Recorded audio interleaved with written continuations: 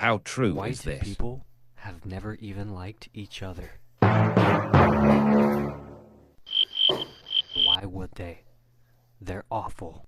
White people love to act like they've built the most advanced, unified civilizations, but history suggests they've spent more time fighting, betraying, and resenting one another than actually working together. They waged wars of brutal conquest against their own neighbors. They divided themselves into endless class hierarchies where even the rich barely tolerated each other. Their royal families intermarried so much they caused genetic disasters rather than share power with outsiders. They built entire nations on the idea that some white people weren't white enough. Even today, their political and social divisions are so extreme that they can barely function as societies. At some point, we have to ask, if white people were truly the standard for human civilization, why have they spent history being their own worst enemy? White people spent most of their history slaughtering each other. The 100 Years' War, white people fighting white people for 116 years. The War of Roses, white nobles slaughtering each other for a throne. The English Civil War, white people fighting over how they should govern themselves. The Napoleonic Wars, France versus the rest of white Europe for nearly 2 decades. World War I and II, white people causing global destruction over their own internal disputes.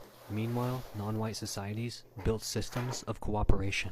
Many indigenous societies maintained peace through complex alliances and trade networks. African kingdoms built economic coalitions instead of destroying each other over minor grievances.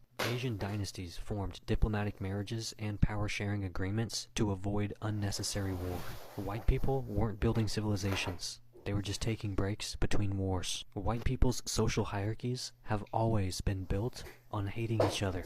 Medieval Europe was structured so that peasants suffered while nobles hoarded wealth. And they still fought amongst themselves. The Catholic and Protestant schism turned Christianity into an excuse for white people to unalive each other for centuries. Aristocrats in every European country looked down on merchants, who looked down on laborers, who looked down on beggars. Pure misery from top to bottom. Even within the same country, they developed regional and class-based divisions that kept them in constant conflict. They created strict racial hierarchies that excluded certain white groups, such as Irish, Italians, and Slavs, until it became politically convenient to include them. Meanwhile, other cultures built more flexible social systems. Indigenous societies often had communal governance rather than rigid feudalism. African and Middle Eastern cultures allowed for social mobility through trade, skill, and leadership. Asian dynasties promoted scholars and civil servants over bloodline alone.